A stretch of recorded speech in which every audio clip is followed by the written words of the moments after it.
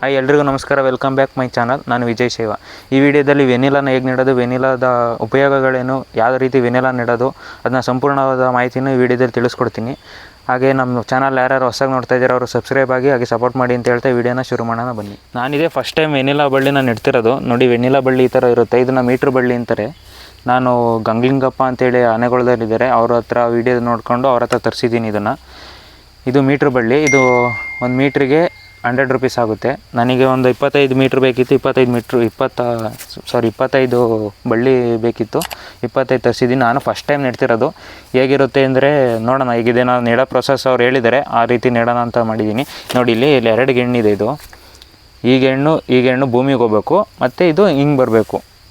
ಈ ಥರ ಬಂದು ಕಟ್ಟಬೇಕು ಇದನ್ನು. ಇಲ್ಲಿ ನೋಡಿ, ರೂಟ್ಸ್ ಹೊರಟಿದೆ. ಇಲ್ಲಿ ನೋಡಿ ಕಾಣಿಸ್ತಿದೆ. ಇದು ರೂಟ್ಸು ಮೇಲ್ಕಿರಂಗಿರಬೇಕು. ಹಿಂಗೆ ಉಲ್ಟಾ ನೆಡೋಕೆ ಹೋಗ್ಬಾರ್ದು. ಇದು ರೂಟ್ಸ್ ಮೇಲಿರುತ್ತೆ, ಇದು ಮೇಲೆ ಬರೋಂಗೆ ಮಾತ್ರ ನೆಡಬೇಕು. ಇದನ್ನು ಜಾಸ್ತಿ ಬಿಸಿಲಿರಬಾರ್ದು, 70% ನೆರಳಿರಬೇಕು. ಅದಕ್ಕೆ ನಾನು ಬಾಳೆ ತೋಟದಲ್ಲಿ ನೆಡ್ತಾ ಇದ್ದೀನಿ. ಇದು ಬಾಳೆ ತೋಟದಲ್ಲಿ ಅಡಿಕೆ ಗಿಡ ಹಾಕಿದ್ದೀನಿ. ಅಡಿಕೆ ಗಿಡದೊಳಗೆ ನೆಡ್ತಾ ಇದ್ದೀನಿ. ಅಡಿಕೆ ಗಿಡಕ್ಕೆ ಏನು ನೆಡ್ತಾ ಇದ್ದೀನಿ ಅಂದರೆ, ಅಡಿಕೆ ಗಿಡದಲ್ಲಿ ಜಾಸ್ತಿ ನೀರಿನ ತೇವಾಂಶ ಜಾಸ್ತಿ ಇರುತ್ತೆ. ತೇವಾಂಶನ ಎಳ್ಕೊಳ್ಳೋದ್ರಿಂದ ಅಡಿಕೆ ಗಿಡಕ್ಕೆ ನೆಡ್ತಾ ಇದ್ದೀನಿ. ಬೇರೆಕ್ಕೂ ನೆಡ್ಬೋದು, ತೆಂಗಿನ ಮರಕ್ಕೂ ನೆಡ್ಬೋದು. ಬಟ್ ತೆಂಗಿನ ಮರದಿಂದ ಮೇಲೆ ಬಿದ್ದರೆ ನೆಡೋಕೆ ಗಡಿಗಳು ಬಿದ್ದರೆ ಇದು ಹಾಳಾಗುತ್ತೆ. ಅದಕ್ಕೋಸ್ಕರ ಇದು ಅಡಿಕೆ ಗಿಡದಲ್ಲಿ ನೆಡ್ತಾ ಇದ್ದೀನಿ. ಅಡಿಕೆ ಗಿಡಕ್ಕೆ ಹೇಗೆ ನೆಡಬೇಕು ಅಂದರೆ, ನೋಡಿ, ಇಲ್ಲಿ ಬಳ್ಳಿ ಬಂದಿದೆ, ಇದು ಬೇರು ಬಂದಿದೆ. ಈ ಬೇರು ಅಡಿಕೆ ಗಿಡಕ್ಕೆ ಇದಾಗಬೇಕು ಈ ಥರ.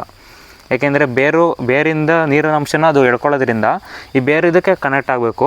ಈಗ ಆಗಲೇ ಹೇಳಿದ್ನಲ್ಲ, 2 ರೂಟ್ಸು ಭೂಮಿ ಒಳಗೆ ಹೋಗ್ಬೇಕು ಅಂತ. ಇದನ್ನು ಜಾಸ್ತಿ ಆಳಗೂ ನೆಡೋಂಗಿಲ್ಲ.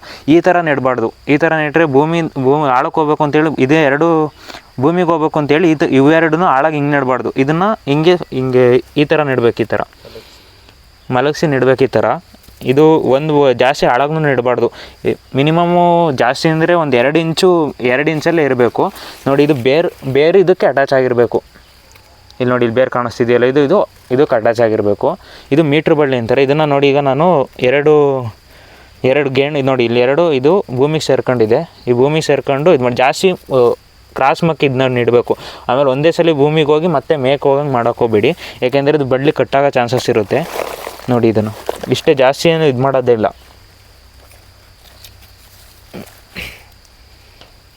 ಇದನ್ನು ಕಟ್ ಮಾಡ್ಕೋತೀನಿ.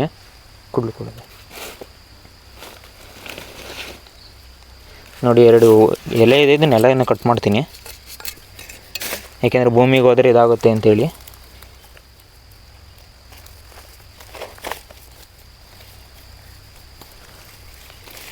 ಇದನ್ನು ಜಾಸ್ತಿ ಕೆಮಿಕಲ್ ಹಾಕಿ ಬೆಳೆಯೋಕೆ ಹೋಗ್ಬಾರ್ದು. ಆದಷ್ಟು ಆರ್ಗ್ಯಾನಿಕ್ ಆಗಿ ಬೆಳಿಬೇಕು. ಈಗ ನೋಡಿ, ಇದು ಮಣ್ಣು ಹಾಕಿ ಇದು ಮಾಡಿದ್ದೀನಿ.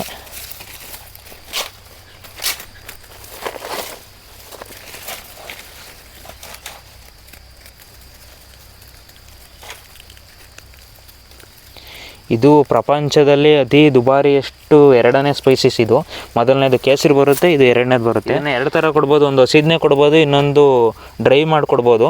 ಡ್ರೈ ಮಾಡೋದಂದರೆ ನಮಗೊಂದು ಸ್ವಲ್ಪ ಪ್ರೊಸೆಸ್ಸು ಖರ್ಚೇನು ಬರಲ್ಲ, ಬಟ್ಟು ಟೈಮ್ ತಗೊಳುತ್ತೆ. ಹೇಗೆ ಇದನ್ನು ಬಂದಮೇಲೆ ಇದು ಮಾಡಿ ಅದನ್ನು ಪ್ರೊಸೆಸ್ ಮಾಡಿ ಡ್ರೈ ಮಾಡಿ ಅದನ್ನೆಲ್ಲ ಮಾರ್ಕೆಟಿಗೆ ತರೋಷ್ಟೊತ್ತಿಗೆ ಒಂದು ಸ್ವಲ್ಪ ಟೈಮ್ ಹಿಡಿಯುತ್ತೆ.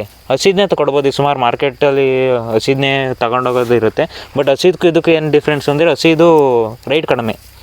ಒಂದು ಕೆಜಿಗೆ ಒಂದು 1,500-2,000 ಒಳಗಿರುತ್ತೆ. ಡ್ರೈ ಮಾಡಿದರೆ ಮಿನಿಮಮ್ ಕೆಜಿಗೆ ಒಂದು 20,000, 25 ಅದು ಮಾರ್ಕೆಟ್ ಇದ್ದಂಗೆ ಇರುತ್ತೆ.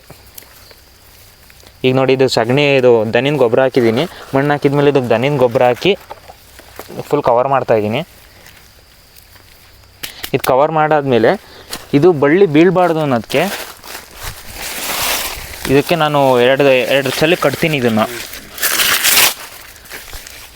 ಇದನ್ನು ಜಾಸ್ತಿ ಪ್ಲಾಸ್ಟಿಕ್ ಬಳಸೋಕೆ ಹೋಗಬೇಡಿ. ಪ್ಲಾಸ್ಟಿಕ್ ಬೆಳೆಸಿದ್ರೆ ಇದು ಕಟ್ಟಾಗೋ ಚಾನ್ಸಸ್ ಇರುತ್ತೆ, ಮತ್ತು ಫಂಗಸ್ ಎಲ್ಲ ಕ್ರಿಯೇಟ್ ಆಗೋದು ಜಾಸ್ತಿ ಇರುತ್ತೆ. ಅದಕ್ಕೋಸ್ಕರ ಇದು ಬಾಳೆ ನಾರಲ್ಲಿ ಕಟ್ತಾಯಿದ್ದೀನಿ. ಆದಷ್ಟು ಇಲ್ಲ ಬಾಳೆ ನಾರು ಇಲ್ದವ್ರ ಬಟ್ಟೆ ಆ ಥರದ್ರಲ್ಲಿ ಕಟ್ಟಿ ನೋಡಿ, ಈ ಥರ ಟೈಟಾಗಿ ಕಟ್ಟಬೇಕು. ಯಾಕೆಂದರೆ ಇಲ್ಲಿ ಬೇರು ಬಿಡಬೇಕು. ಅದಕ್ಕೆ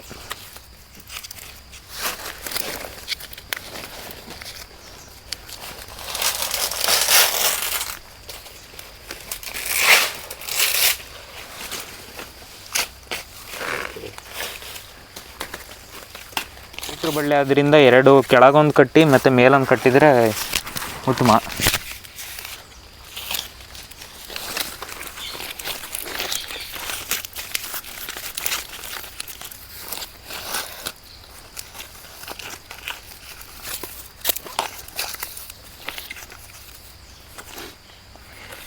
ತೇವಾಂಶ ಇರಲಿ ಅಂತ ಹೇಳ್ಬಿಟ್ಟು ಇದಕ್ಕೆ ಬಾಳೆನಾರು ಇದನ್ನೆಲ್ಲ ಹಾಕ್ತಿದ್ದೀನಿ. ಇದನ್ನು ಫುಲ್ ಕವರ್ ಮಾಡ್ತಿದ್ದೀನಿ, ಹಿಂಗೆ ತೇವಾಂಶ ಇರಬೇಕು ಇದು ಫುಲ್ ಸುತ್ತ.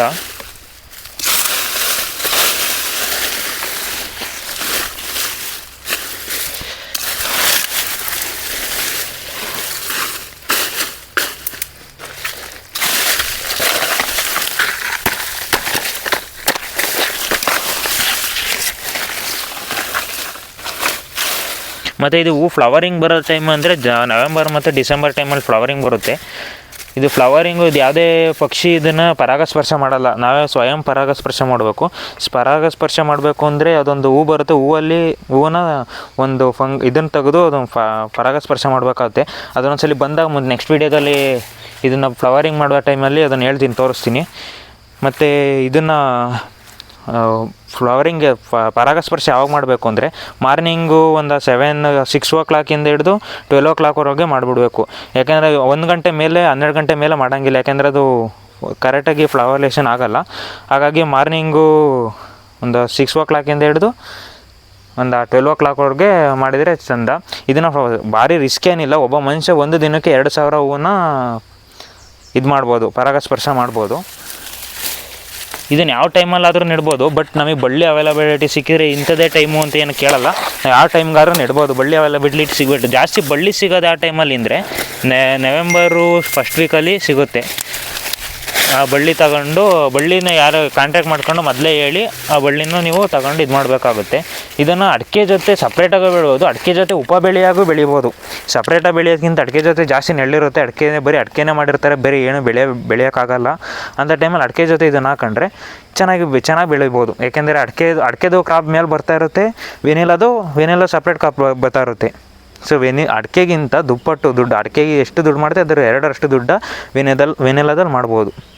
ಇದ್ರದ್ದು ವೀಡಿಯೋನ ನಾನು ಡಿಸ್ಕ್ರಿಪ್ಷನ್ ಬಾಕ್ಸ್ನಲ್ಲಿ ಹಾಕಿರ್ತೀನಿ. ಸಂಪೂರ್ಣವಾದ ಮಾಹಿತಿ ಒಂದು ಗಂಗ್ಲಿಂಗಪ್ಪ ಅವ್ರದ್ದೊಂದು ವೀಡಿಯೋ ಮಾಡಿದ್ದೀನಿ ನಾನುಗಳದ್ದು, ಅದು ಸಂಪೂರ್ಣವಾದ ಮಾಹಿತಿನ ಡಿಸ್ಕ್ರಿಪ್ಷನ್ ಬಾಕ್ಸ್ನಲ್ಲಿ ಹಾಕಿರ್ತೀನಿ. ಆ ವೀಡಿಯೋ ಸಹ ನೀವು ನೋಡ್ಬೋದು. ಇದು ಜಾಸ್ತಿ ಖರ್ಚೇನು ಬರೋಲ್ಲ, ಖರ್ಚಿಲ್ಲದೆ ಇರೋ ಅತಿ ದುಬಾರಿ ಎಷ್ಟು ಬೆಳೆ ಅಂದರೆ ವೆನಿಲಾ. ಮೊದಲನೇದು ದುಬಾರಿ ಎಷ್ಟು ಬೆಲೆಯಲ್ಲಿ ಕೇಸರಿ ಬರುತ್ತೆ, ಎರಡನೇದ್ರಲ್ಲಿ ವೆನಿಲಾ ಬರುತ್ತೆ. ಇದು ಯಾವುದೇ ರೀತಿ ಖರ್ಚು ಬರೋಲ್ಲ.